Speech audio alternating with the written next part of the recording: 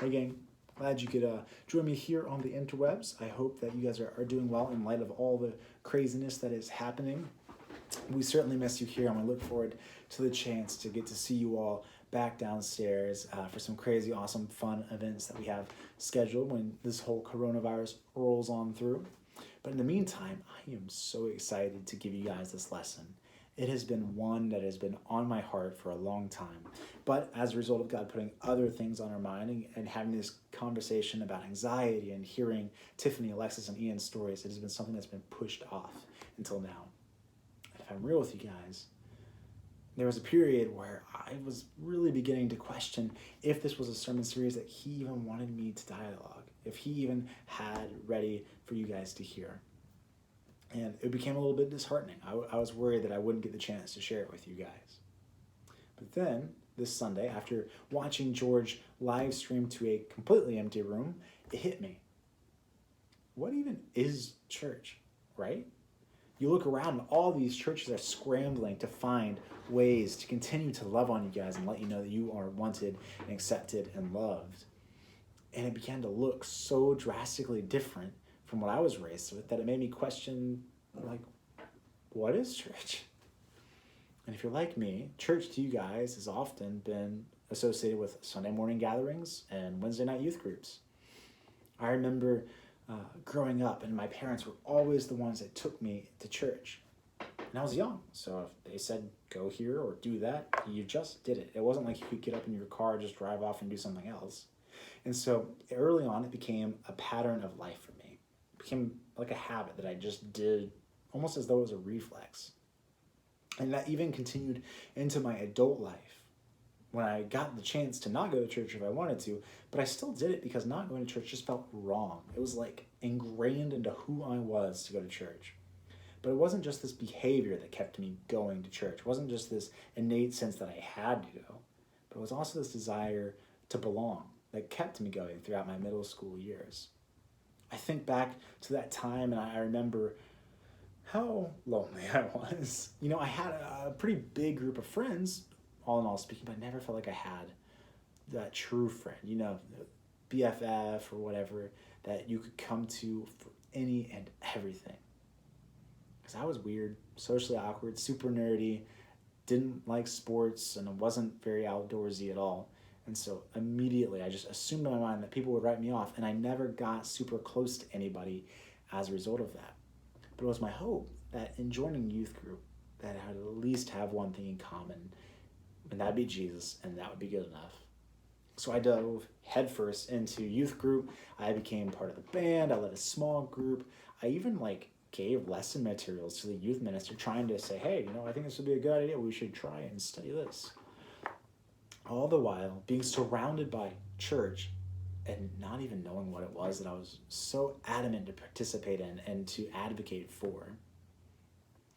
Later in my life, I began to have a senior pastor who kind of explained it like this to me. He was like, imagine spending your whole life talking about some tasty M&Ms.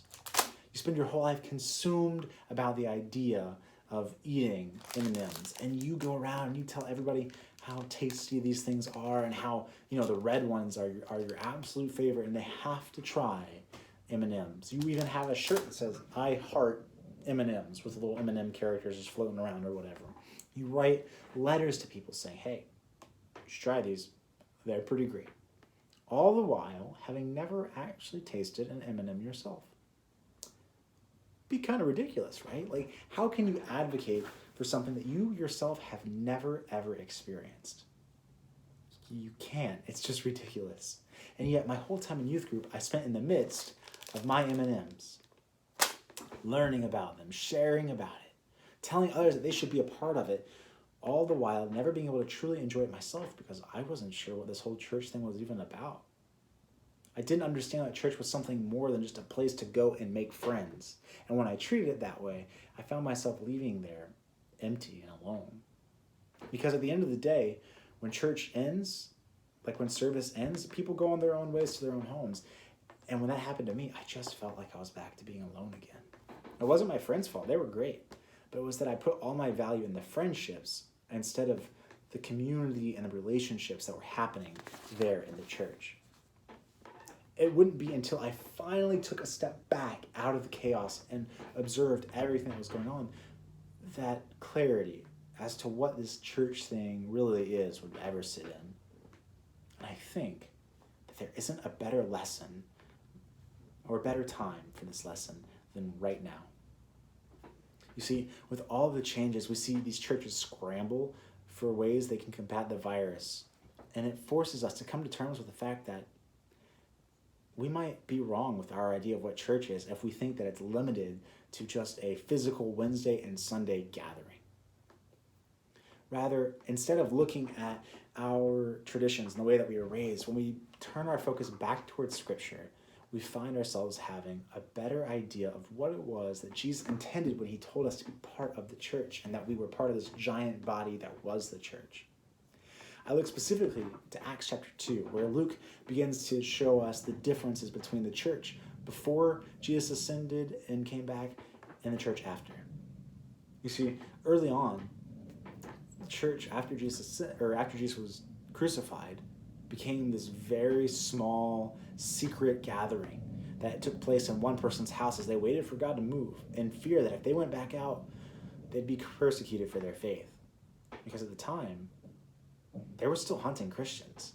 They still wanted this Jesus figure erased from history. But then, after the events of Acts chapter 2, we see how these small gatherings became huge gatherings, stepping out in bold faith, going and living together. And there was nothing in this world that was going to stop them. It was crazy. According to Luke, they went from individual gatherings of secrecy to large numbers publicly going and living in everybody's sight. In verse 42, it says, they devoted themselves to the apostles' teaching, to fellowship, to the breaking of bread, and to prayer. It wasn't just a casual once-a-week meeting, but rather it was like a daily thing. They went out and they shared meals, they prayed together, they studied together, they fellowshiped together, or they set aside time to enjoy things that they had in common. They lived in wonder and in awe of all the ways that God was moving around them, no longer fearful of the world around them, for their peace was assured in the spirit that they had received and in the community of believers. The text says that these believers were together and they had everything in common. They weren't just sharing life, but they were sharing resources, making sure that everyone had more than enough and encouraging others to give. That way, other people outside of the faith might be encouraged to see the love of God. It continues saying that these people went to the temple together every day to worship with one another, sincere hearts full of joy for the way that God was providing for them in their community. For them, church was not a weekly thing that you went to and checked off your spiritual to-do list. It was life together. It was meeting with one another daily, sharing meals and enjoying these things that you had in common, being there when someone was hurting, but also even when they were celebrating. They weren't strangers. They weren't even friends. These guys were more. They were family. They shared both in the struggles and the pleasures of life, and nothing truly belonged to one individual, as if someone had a need and somebody else had the means to get that need fulfilled, it wasn't even assumed that they'd have to ask. They just gave freely. They grew together too. Despite being in different stages of their own faith walk, we see them constantly willing to share where they were with other people. The older people taught the younger ones how to walk with Christ. And the younger ones taught the older people how to love freely, which is something the cynical, secular world around them had taught them to forget. So, what is church? Well, it's a group of individuals related not by blood, but by the cross. A community that seeks to bring love to those who are outside of their immediate circle. It's a person who steps out and decides to put another person's needs first, even if it means forsaking the comfort and the easiness of his own life. It's you. When you look around yourself and you say, God, I don't know about these crazy people, but I'm still going to love them. And I'm not going to stop there, but I'm going to love even those who never step foot in a church. Because I've seen the way that church works in my life to bring me into this family and to make me feel like I was part of something more. And I'm committed to being a part of something bigger. to being an agent to help bring your family back together, no matter what cost. But it's not easy, as one of my students pointed out to me a while ago. Asking this, it's like, hey man, that all sounds really great, but I mean, do you really think it's gonna work? Do you really think that people are genuinely going to be interested in sacrificing the comfort of just staying home and playing video games or doing whatever it is that they love to be a part of something bigger that they can't see, or to go and love someone they don't know? I'm talking to you guys now. I'm going to ask you the same question I asked her. Will you? Will you step out of your comfort zone? Will you invest into somebody else's life who, you're right, you don't know that well? Will you give up those things that you love, all in hopes of being a part of something better than the situation that you currently find yourselves in? Or are you content? Do you look around yourself and say, yeah, life's fine, everybody's good? Or are you discontent with the way that things are and want to see a change? And if so, what are you going to do about it? You see, when you choose to say yes to the call to love, you will find that you are not alone and that you are part of this family. And bringing others into it starts right where you stand, the footsteps of Christ. I kind of laugh because I sit here and I think about the words for this song, Man in the Mirror, right? Michael Jackson goes out and he says, if you want to make the world a better place, you look in the mirror and make the change.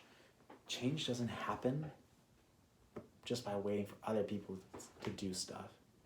Change happens when us in our own heart have decided and have committed to making the world right again. To saying, I see an injustice and I'm not going to let it stay that way. I see someone that doesn't know they're loved, and I'm going to make sure that they know by the way that I treat them that there is a God who exists that does love them. That I'm not going to let the world stay the way that it is, but I am going to be a part of something better. So now what's going to happen is, after you guys have finished this video, I'm encouraging you all to reach out to your high school or middle school leaders and to have a FaceTime call or a Snapchat call or a Google Meets or Zoom conference, and to talk with one another, dialoguing the areas where you feel like you're being held back from freely participating in this community. Ask your leaders, hey, this stuck out to me. What do you feel about this? Reread the passage and enjoy some time getting to unpack where you are and where God is calling you. To those of you that might be new here at the PC3, first off, welcome. We're glad that you have decided to tune in and to be a part of this community. Additionally, we invite you to leave a comment down in the section below, and I personally will respond to you guys, letting you know of the group that you can participate and be a part of, and we'll get you plugged in there. But for now, I'll see you guys later.